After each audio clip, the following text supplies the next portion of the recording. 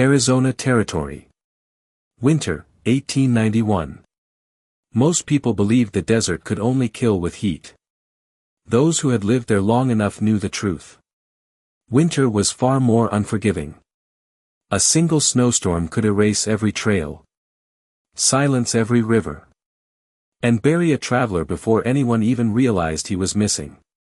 That morning, the sky above the red mesas had turned an eerie shade of gray. The wind carried sharp flakes of snow across the sandstone cliffs. Each gust seemed colder than the last. 27-year-old Aiyana pulled her wool blanket tighter around her shoulders as she guided her mare through the narrow canyon. She had left her grandmother's hogan before sunrise. Their supply of healing herbs was running low. If another storm trapped them for several days, there would be nothing left to treat sickness or injury. Aiyana knew these mountains better than anyone. She had walked the same trails since she was a little girl. She knew where sage grew beneath the rocks. She knew which canyons sheltered wild juniper. She knew which animal tracks meant danger, and which meant food. Her grandmother often said, "The land speaks. You only have to learn how to listen." Aiyana never forgot those words. She rarely hurried through the wilderness. Every broken branch, every bird suddenly taking flight, every unusual silence meant something. As she rounded a steep bend, her mare suddenly stopped. Its ears pointed forward. Its breathing changed. Aiyana immediately noticed it. The horse had sensed something. She slowly dismounted. Snow crunched beneath her boots. Then she saw it. A single dark stain against the white snow. Blood. Fresh. Not frozen. She knelt beside it. More drops continued farther down the slope. Her heartbeat quickened. Someone was hurt. She followed the trail carefully. The wind tried to erase every footprint. But it hadn't finished yet. Several minutes later, she found the horse. Or rather, she found where the horse had fallen. Broken leather reins hung from a low cedar branch. Deep hoof marks showed the animal had panicked. Then disappeared into the storm. Nearby, at the base of a sandstone ledge, a man lay motionless. His body was already covered by drifting snow. His coat was torn. One leg bent at an unnatural angle. Blood soaked through the shoulder of his heavy jacket. His lips had turned pale from the cold. Aiyana rushed toward him. She pressed 2 fingers gently against his neck. A pulse. Weak, but still there. She quickly wrapped another blanket around him. His eyes fluttered open for only a second. Dark brown eyes met hers. Confused. Exhausted. Then he slipped unconscious again. Aiyana searched his pockets, hoping to find some clue about who he was. Inside one coat pocket, she found a small leather wallet. There wasn't much money. Only a folded photograph. She carefully opened it. A smiling black man stood beside a woman and 2 young children in front of a small wooden house. The edges of the photograph had been worn smooth from being handled countless times. Aiyana quietly looked at the children's faces. Someone was waiting for him. Someone still believed he would come home. She slipped the photograph back into the wallet exactly as she had found it. "We're getting you home," she whispered, even though she wasn't sure he could hear her. Just then, voices echoed through the canyon. 3 Navajo shepherds approached with a small flock of sheep. The oldest among them immediately saw the injured stranger. His face tightened. "You found him?" Aiyana nodded. "He's alive." The men exchanged uneasy looks. One stepped closer before lowering his voice. "The storm is getting worse. If you stay here, you may not survive either." Another looked toward the unconscious traveler. He's a stranger. You don't know who he is. The mountain doesn't spare anyone. The oldest shepherd sighed heavily. Leave him. It's too late. We'll pray for his spirit. Aiyana looked down at the injured man. Snow continued gathering across his coat. His breathing had grown even weaker. She imagined the two children in the photograph. Waiting. Watching the road every evening. Believing their father would return. Slowly. She stood. Then looked directly at the shepherds. If I leave now, she said quietly, he dies. No one answered. She continued. If I stay, I still have a chance to save him. The oldest shepherd shook his head. You'll never carry him through this storm. Aiyana glanced around the canyon. Then toward several young cottonwood trees growing nearby. An idea came to her. Without another word, she drew her hatchet from her saddle. She cut 2 long branches. Then several shorter ones. Using rawhide rope from her pack, she carefully lashed them together. Within half an hour, a simple rescue sled lay on the snow. The shepherds watched silently. One finally stepped forward. Without saying anything, he handed Aiyana an extra length of rope. Another removed his own wool blanket. You'll need this. No one spoke of leaving anymore. Together, they carefully lifted the injured traveler onto the sled. Before departing, the oldest shepherd rested a hand on Aiyana's shoulder. May the holy people walk beside you. She nodded once. Then began pulling. The sled barely moved at first. The fresh snow clung to every piece of wood. The wind pushed against her with every step. Her gloves became soaked. Her shoulders burned. Still, she refused to stop. Hour after hour, she pulled the stranger across frozen washes. Over rocky ridges. Through narrow canyon passes where the wind howled like wolves. More than once, she stumbled to her knees. Each time, she stood again. As the last light of day disappeared behind the mesas, a small column of smoke finally appeared in the distance. Home. Her grandmother rushed outside the moment she heard the mare. One look at the unconscious man told her everything.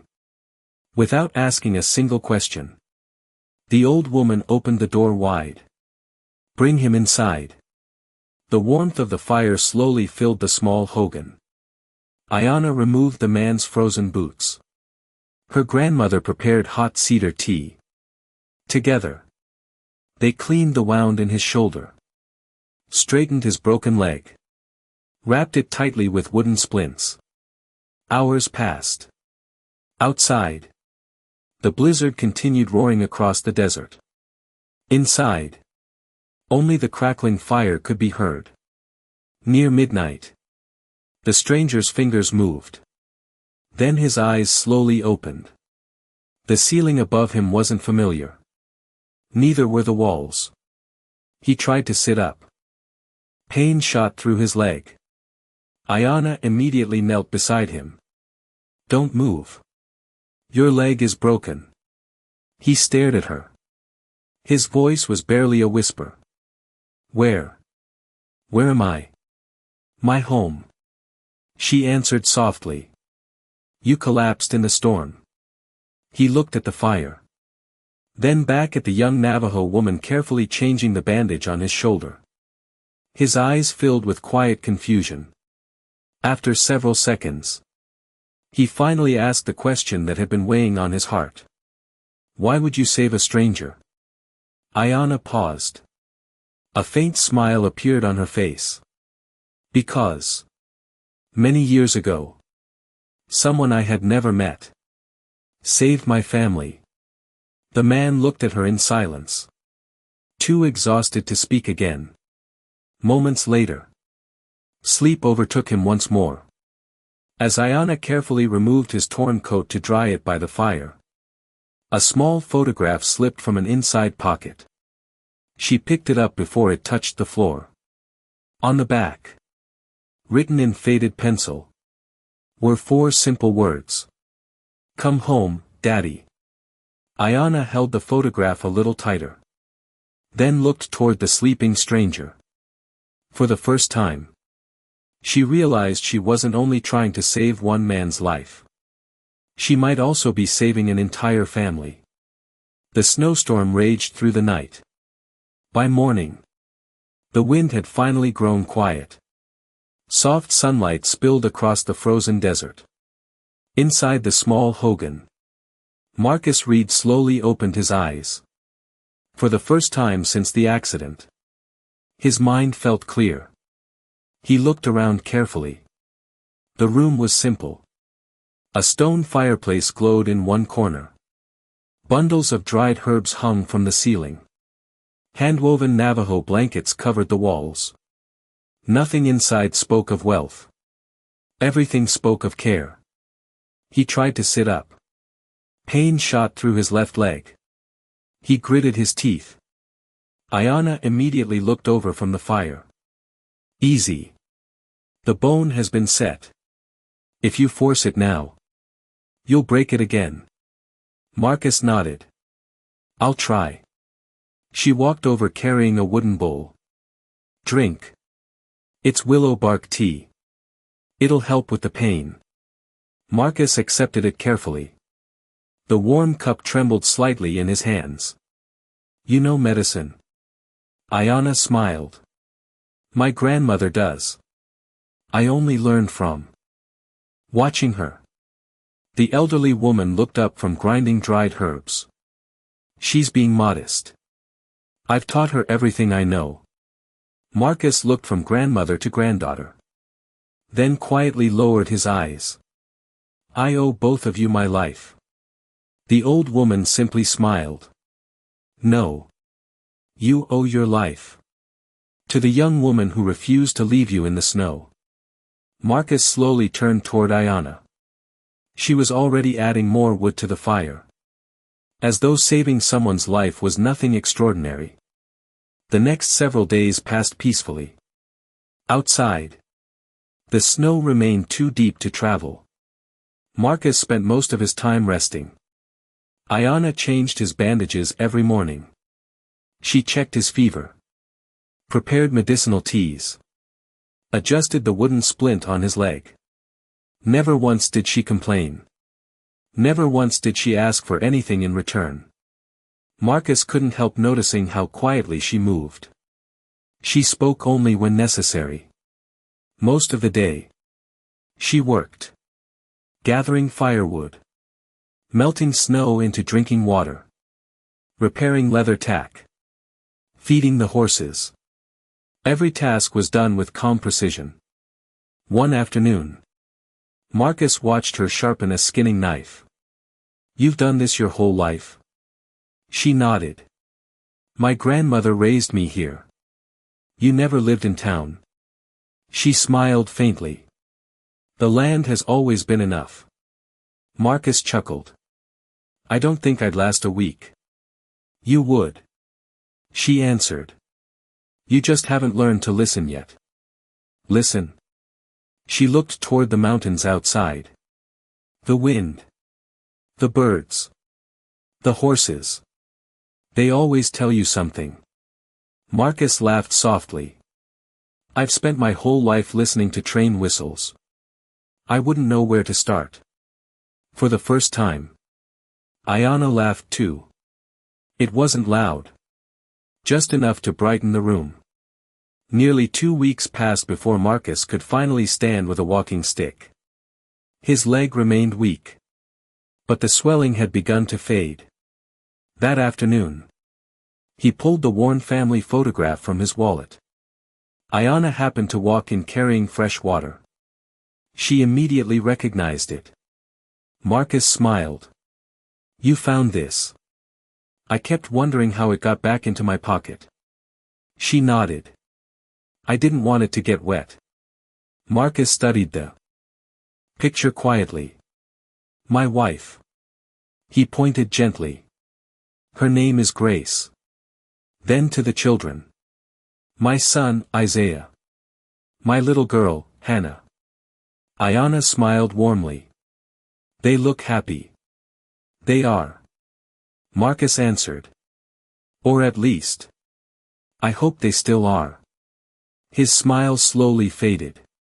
I promised Hannah I'd be home before winter. He looked out through the doorway. I've already missed Christmas. Silence filled the room. Aiyana understood. Waiting could become its own kind of pain. I'll help you get home. Marcus looked up. You've already done enough. She shook her head. You still can't travel alone. The mountain won't care how brave you are. Marcus laughed quietly. I suppose you're right. 3 mornings later. The snow finally began melting beneath the Arizona sun. Aiyana loaded blankets, dried meat, water, and herbs onto a small supply sled pulled behind her mare. Marcus frowned. That's a long trip. It could take more than a week. She simply tightened another rope. We'll leave at sunrise. Her grandmother walked outside carrying a small leather medicine pouch. She placed it into Aiyana's hands. For protection. Then she turned toward Marcus. Take care of each other. Marcus nodded respectfully. I give you my word. The journey proved far harder than either expected. Marcus could ride only short distances before his injured leg forced him to stop. Whenever the trail became too rocky, Aiyana slowed the horse. She patiently helped him walk. Never rushing. Never showing frustration. By the 4th day, Marcus began insisting on helping with camp. He gathered firewood while leaning on his walking stick. Fetched water from nearby streams. Cooked beans over the evening fire. One night, as stars filled the desert sky, Marcus unfolded a small piece of paper from his saddlebag. What are you reading? Aiyana asked. A letter. From Hannah. He smiled. She writes me one every time I leave. Aiyana tilted her head. You can read? Marcus looked surprised. Of course. She lowered her eyes. My grandmother taught me some English. But reading, I never learned. Marcus held the letter for a moment. Then smiled. Would you like to? She looked genuinely surprised. You teach me? If you'll teach me something too. She nodded. What? Marcus looked around the endless desert. How to survive out here. The next morning, their lessons began. During breaks, Marcus slowly taught her the English alphabet using a notebook he carried for work. She carefully copied each letter into the sand with a small stick. A, B, C. Sometimes she laughed when she wrote one backward. Marcus never laughed at her. He simply drew it again. In return, Aiyana taught him how to recognize fresh deer tracks. How to find clean water beneath dry washes. How to judge tomorrow's weather by watching the clouds above the mesas. Each lesson felt small. But day by day, 2 strangers from completely different worlds slowly stopped feeling like strangers. On the 6th evening, they camped beside a narrow canyon. Marcus had just finished placing another log onto the fire. Suddenly, the horses lifted their heads. Their ears pointed toward the darkness. Aiyana stood immediately. She didn't speak. She simply reached for her bow. Marcus noticed the change in her face. What is it? She listened for another second. Then whispered. Wolves. A low howl echoed through the canyon. Then another. And another. Marcus instinctively reached for the old revolver tucked beside his saddle. His injured leg still shook beneath him. But he stepped forward anyway. Aiyana glanced at him. You should stay behind me. Marcus slowly cocked the revolver. You saved my life. I'm not hiding while something comes after yours. The first pair of glowing eyes appeared beyond the firelight. Then another. Then another. The pack had found them. The first pair of glowing eyes remained fixed on the campfire. Then another appeared. And another. Within seconds. Nearly a dozen wolves stood silently along the edge of the canyon. The fire crackled between them. Marcus tightened his grip around the revolver. His injured leg trembled beneath him. Not from fear. From pain. Aiyana slowly raised her bow. She did not aim at the wolves. She aimed just above them. The oldest wolf stepped forward. Its thick winter coat shimmered beneath the moonlight. Its yellow eyes never left the horses. Aiyana whispered, "They're hungry. They're not hunting us. They're hunting our supplies." Marcus spoke quietly. So what do we do? We convince them. We're not worth the risk. Without warning. The lead wolf lunged. Aiyana released her arrow. It struck the ground directly in front of the animal, sending dirt and sparks into the air. The startled wolf jumped backward. At that same moment, Marcus fired a single shot high into the night sky. The deafening echo rolled through the canyon walls. The horses reared. The rest of the pack froze. For several tense seconds. Neither side moved. Then the old wolf slowly turned away. One by one. The others disappeared into the darkness. Only after the final howl faded did Marcus lower his revolver. He let out a long breath. I've never been so happy to miss. Aiyana smiled. Neither have I. She walked over to retrieve her arrow. I'm glad neither of us wanted to kill something that was only trying to survive. Marcus looked toward the empty canyon. So were they. 3 more days passed. Marcus grew stronger with every mile. Although he still leaned on a walking stick. He no longer needed Aiyana to steady every step. The weather warmed. Snow slowly gave way to red earth. The familiar scent of cedar drifted through the breeze. Late one afternoon. Marcus suddenly stopped walking. Far ahead. Smoke rose from several chimneys. A small wooden church stood above a cluster of homes. His voice caught in his throat. That's my town. He hadn't seen it in nearly 3 months. His pace quickened despite the pain. Aiyana smiled quietly. She had never seen anyone walk toward home with such determination. News spread before they even reached the first house. Someone recognized Marcus. A boy sprinted through the streets shouting, "Marcus is home." Doors opened. Neighbors stepped outside. People gathered along the road. Then, the front door of a small white house burst open. A little girl with braided hair ran as fast as her legs could carry her. "Daddy!" Marcus dropped his walking stick. Ignoring the pain in his leg.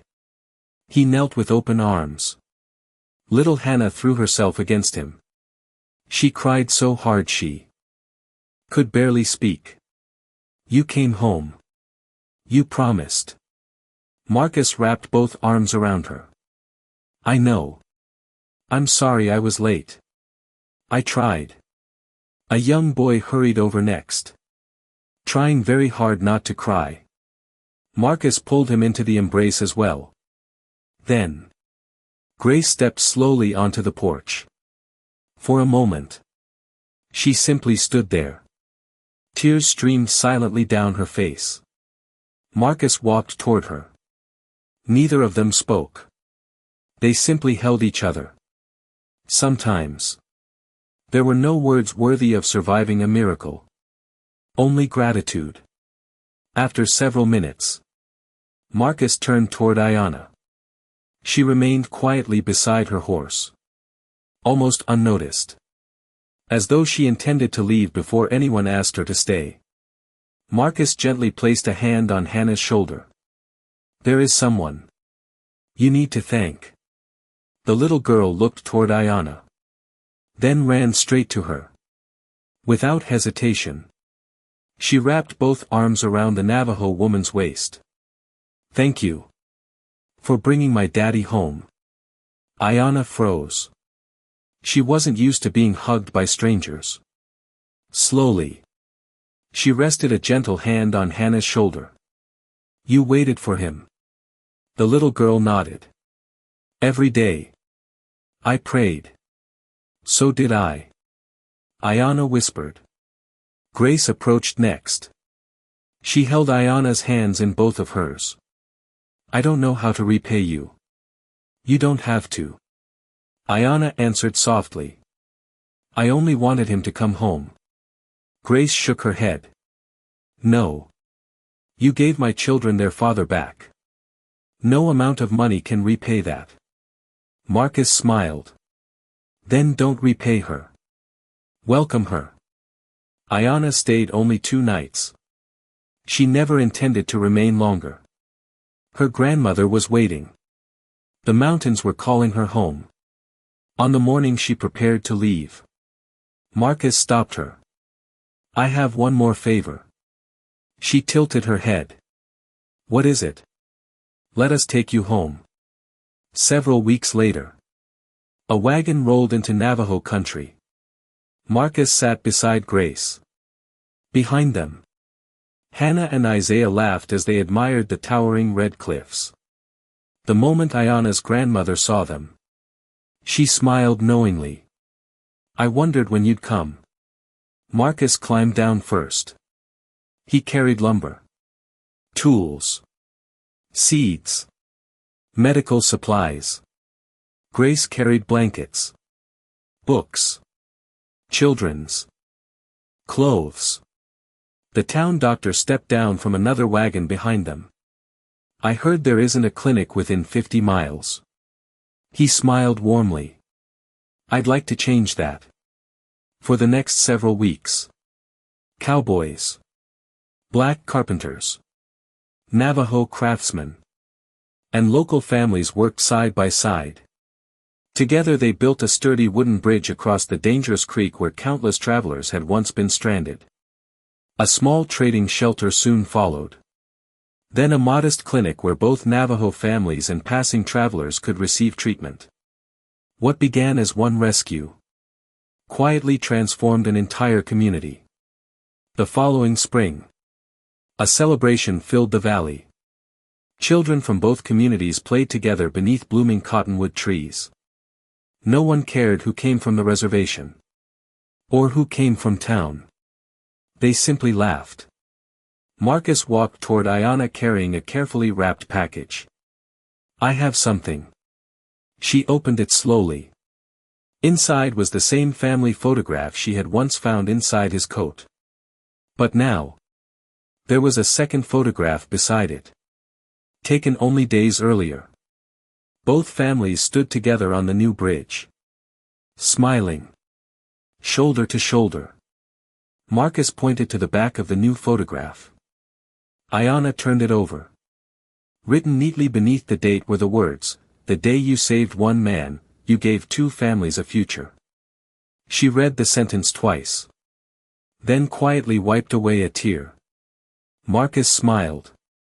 You thought you rescued a stranger. You actually rescued all of us. Aiyana looked across the bridge. Grace stood talking with her grandmother. Hannah chased butterflies with Navajo children. Isaiah helped repair a wagon beside young shepherds. For the first time, she realized that kindness never truly stopped with the person who received it. It traveled. From one heart. To another. Across families. Across cultures. Across generations. As the sun slowly disappeared behind the red mesas. Marcus stood beside Aiyana overlooking the valley. Funny, isn't it? He said. I thought I was trying to find my way home. Aiyana smiled. So did I. The evening wind carried children's laughter across the bridge they had built together. Two different worlds. Two different families. One act of compassion. And a future neither could have imagined on the day a lone Navajo woman followed a trail of blood through a winter storm. Sometimes, the greatest journeys don't end when someone reaches home. They begin the moment one person chooses not to leave another behind.